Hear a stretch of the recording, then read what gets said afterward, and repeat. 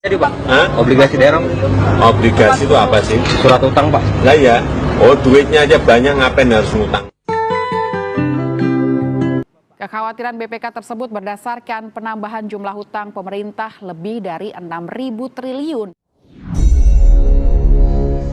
Kalau Bosman Mardigu jadi presiden, maka dalam 100 hari kerja pertamanya apa yang akan dilakukan? Dalam ilmu MMT, Modern Monetary Theory, maka ada yang namanya TINA, there is no alternative. Apa arti TINA sederhananya? Pemerintah akan membuat peraturan sehingga orang tidak punya pilihan kecuali mengikuti apa yang pemerintah arahkan. Misalnya, ada 5.500 triliun uang nasabah di bank di Indonesia. Katakan 50%-nya adalah uang yang didepositokan oleh nasabahnya. Uang itu memperoleh bunga deposito sekitar 5% setahun. Jadi, kalau ada seseorang punya uang 100 miliar rupiah pada depositonya, maka dia akan memperoleh bunga sekitar 5 miliar setahun. Lumayan, duduk-duduk nggak ngapa-ngapain menikmati hidup. Kalau punya 1 triliun bahkan, dapat 50 miliar per tahunnya, bunganya didapat olehnya. Maka dalam MMT, buat peraturan yang namanya TINA, yaitu tidak ada pilihan lain seperti bunga deposito sekarang 0%. Kalau bunga deposito 0%, maka deposan kepalanya pecah semuanya. Yang tadinya duduk-duduk enak dapat 5 miliar setahun, tahu-tahu dapatnya 0. Maka uang tersebut bakal ditariknya keluar. Maka pilihannya kalau dia kirim ke luar negeri tanpa underlying transaction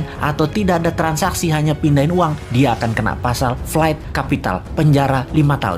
Ini strategi berekonominya adalah membatasi gerak peredaran uang. Tidak heran, karena itu memang strateginya old mind. Fakta saat ini uang beredar hanya 48% dari GDP nasional. Kemudian pertumbuhan pinjaman perbankan hampir tidak tumbuh. Padahal salah satu indikasi untuk tumbuh ekonomi sebuah negara adalah pertumbuhan pinjaman perbankan di sektor industri di atas 10% per tahunnya dibanding tahun yang lalu. Strategi TINA adalah membanjiri pasar dengan uang segar baru, yaitu uang di bank deposito nasabah digelontorkan keluar ke sektor real. Itu strategi pertama yang sudah kita jelaskan. Ada strategi berikutnya untuk membanjiri uang ke Indonesia, yaitu dalam 100 hari pertama Newman menjabat presiden adalah memanggil para naga-naga yang telah lama berbisnis di Indonesia. Minimum 9 naga hadir di istana. Di istana dipasang kamera dari seluruh media elektronik termasuk live YouTube dan media sosial lainnya. Ketika mereka hadir dalam meja pertemuan, maka siaran langsung dimulai. Presiden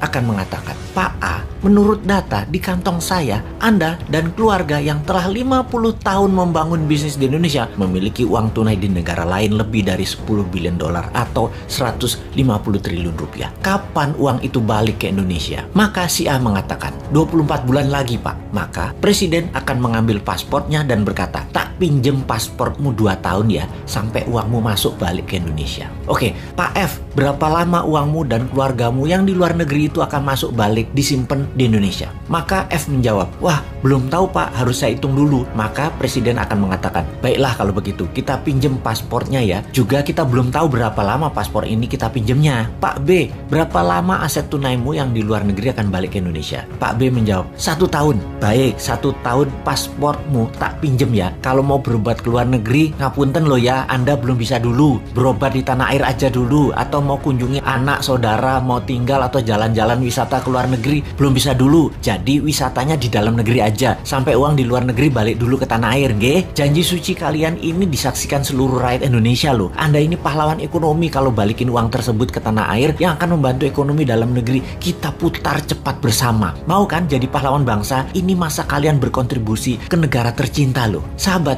dari 11.000 triliun yang ada di kantong, pasti dengan strategi ini minimum separuhnya balik masuk ke Indonesia dalam setahun ke depan. Sulit mereka para naga nggak keluar negeri karena berobat itu di masa tuanya. Mereka juga berpenyakit kok, nyaman dengan dokter luar negeri. Juga sulit mereka tidak mengunjungi dan melihat simpenan-simpenan tanda petik ya, simpenan mereka yang banyak itu. Makanya jangan pilih Mardigu jadi presiden.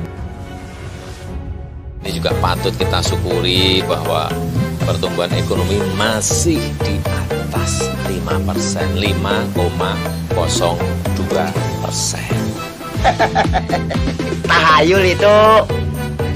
Semua itu nongseng kalau kata orang Belanda.